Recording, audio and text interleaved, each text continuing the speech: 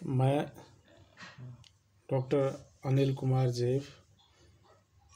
Associate professor, government law college Alwar से आज विधि तृतीय वर्ष में अपन जो पेपर है इंटरप्रिटेशन या कानून का निर्वचन के बारे में बात करेंगे। यह पेपर आपके थर्ड ईयर में 100 नंबर का पेपर होता है और राइटर की बात करें तो आपको मार्केट में जो भी आपको सुविधाजनक राइटर हैं उनकी बुक्स ले सकते हैं और उनमें प्रोफेसर टी भट्टाचार्य जी, इनकी भी अच्छी किताब है। तो इसमें इंटरप्रिटेशन का मतलब या निर्वचन का मतलब है, क्योंकि जो कानून है, कानून बनाने वाली संस्था होती है लेजिस्लेशन या विधायिका कहते हैं। तो केंद्र में कानून बनाने वाली संस्था पार्लियामेंट या संसद है और स्टेट में स्टेट लेजिस्लेशन कानून बनाती है। संस्थाएं अपना, क्योंकि विधायिका का काम कानून का निर्माण करना है। अब कानून बन गया, लेकिन कानून में कोई ऐसी स्थिति है जिसमें कानून में दोहरा अर्थ निकलता हो या उसमें किसी प्रकार की भ्रमित करने वाली स्थिति हो, या फिर ये कहें कि अस्पष्टता हो, स्पष्ट नहीं हो रहा है वो, तो दोहरा अर्थ निकलता हो या फिर अस्पष्टता हो और मामला या तो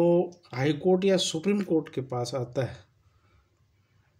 क्योंकि इंटरप्रिटेशन का या निर्वचन का जो अधिकार है वो या तो हाई कोर्ट के पास है या दूसरे रूप में कहें सुप्रीम कोर्ट या उच्चतम न्यायालय के पास है। नीचे के जो भी कोर्ट हैं उनके पास में इंटरप्रिटेशन या निर्वचन का कोई अधिकार नहीं है। तो हाई कोर्ट या सुप्रीम कोर्ट के पास में कोई मामला आता है और ये दर्शित किया जाता है कि विधायिका ने जो कानून बनाया है उसमें कोई अस्पष्टता है, स्पष्ट नहीं कि, और या फिर दोहरा अर्थ लग रहा है, ये भी हो सकता है और ये भी हो सकता है। तो ऐसी परिस्थितियों में न्यायपालिका, क्योंकि समस्या के समाधान के लिए या जो न्यायालय के समक्ष कोई समस्या रखी गई है या कोई मामला आया है तो न्यायालय उसमें निर्णय देता है। तो न्यायालय उसमें ये देखता है कि जो अस्पष्टता या संदिग्धता को समाप्त किया जाना चाहिए,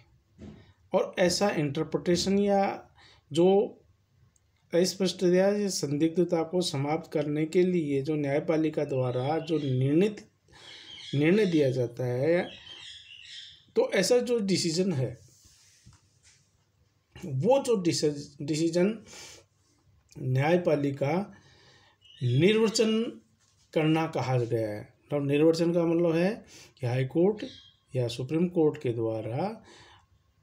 कोई विधायिका द्वारा पूर्व में जो कानून पारित किया हुआ है और उसमें कोई अस्पष्टता हो या संदिग्धता हो, तो न्यायपालिका उस समस्या के समाधान के लिए जो इंटरप्रिटेशन करती है या निर्वचन करती है या समस्या का समाधान करती है, और उस समस्या के समाधान करने को ही हम निर्वचन या इंटरप्रिटेशन कहते हैं। तो 2-3 बातों को अपने को इसमें ध्यान रखना चाहिए कि एक तो है कि हाई कोर्ट या सुप्रीम कोर्ट द्वारा ही निर्वचन किया जाएगा। दूसरी बात है कि पूर्व में जो कानून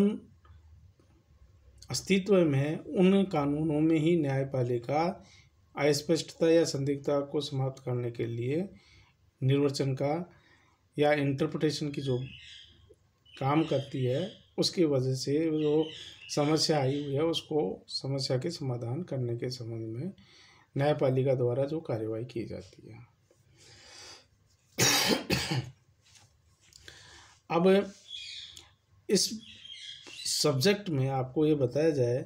कि जो निर्वचन के संबंध में जो न्यायपालिका द्वारा, इसमें अधिकतम आपको सुप्रीम कोर्ट के केसेस मिलेंगे और कुछ मामले हाई कोर्ट के भी मिलेंगे।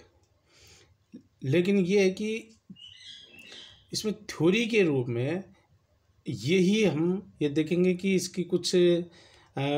बातें या डेफिनेशन क्लोज या फिर इसकी जो विशेषताएं वगैरह हम बताएंगे, उसके बाद में हमें इसमें केसेस के ऊपर ही आधारित ये पूरा सब्जेक्ट है। क्योंकि जब केसेस की बात आती है तो ये कहेंगे भाई इंटरप्रिटेशन या निर्वचन है वो किसका, मतलब केस जो मामला हाई कोर्ट या सुप्रीम कोर्ट में जाएगा और उनके द्वारा जो डिसाइड किया जाता है, निर्णित किया जाता है, तो इसका मतलब है कि अधिकतम इसमें पूरे सब्जेक्ट में हमें अधिकतर मामले मतलब या ये कहेंगे केसेज के ऊपर ही आधारित है और केसेज ही हम देखते चलेंगे। तो निर्वचन के जो जनरल प्रिंसिपल्स की बात करें, उसमें जनरल जो प्रिंसिपल है उसमें हम कह सकते हैं कि शाब्दिक अथवा व्याकरणीय निर्वचन भी है, रिष्टि का नियम भी है और स्वर्णिम नियम या इसको गोल्डन रूल कहते हैं वो भी है। और नेक्स्ट में हम देखते हैं कि हार्मोनियस या सामंजस्यपूर्ण अर्थान्वयन भी है और कानून को संपूर्ण रूप से पढ़ा जाना चाहिए, ये भी सिद्धांत है। और अर्थान्वयन में ये है कि अमान्य से मान्य करना अच्छा है और समरूप अभिव्यक्तियों द्वारा अर्थ रखती है। और अर्थान्वयन साहचर्य जायते का भी एक सिद्धांत है और सजातीय अर्थान्वयन और एक वस्तु का स्पष्ट उल्लेख और दूसरी का अपवर्जन की बात भी है। और अंतिम जो हम इसके प्रिंसिपल्स या सिद्धांत की बात करें कि तत्कालीन व्याख्या सर्वोपरि और प्रभावी होती है। तो ये जो सिद्धांत हैं, जो निर्वचन के जो सिद्धांत हैं, तो इनके बारे में अपन पहले कुछ मतलब समझते हुए बाकी इनको विस्तृत रूप में देखेंगे। तो जैसे कहें कि शाब्दिक अथवा व्याकरणीय निर्वचन, तो इसको कहेंगे कि द लिटरल और ग्रामेटिकल इंटरप्रिटेशन। तो कोई भी मामला न्यायपालिका के पास आता है तो न्यायपालिका सामान्यतः जो शब्द सामने रखा हुआ है उसके तहत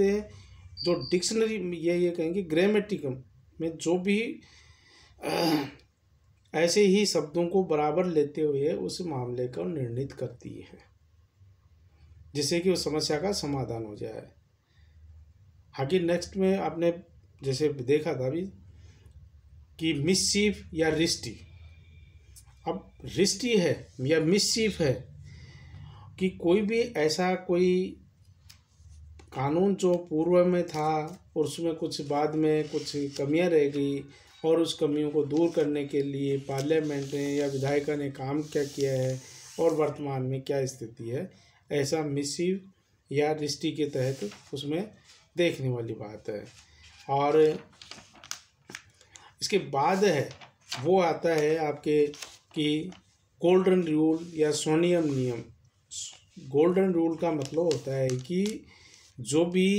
कानून है उसका इंटरप्रिटेशन ऐसे किया जाना चाहिए जिससे कि जैसे सोने की तरह वो शुद्धता की बात कही जाए उसमें, कि कोई भी जो सामान्य जो कानून है या विधायिका का जो आशय है, वो कानून में उसके द्वारा प्रयोग किए गए शब्दों को, उसमें कोई अस्पष्टता और संदिग्धता है तो उनको हटाते हुए, लेकिन अस्पष्टता और संदिग्धता को हटाने के साथ ही साथ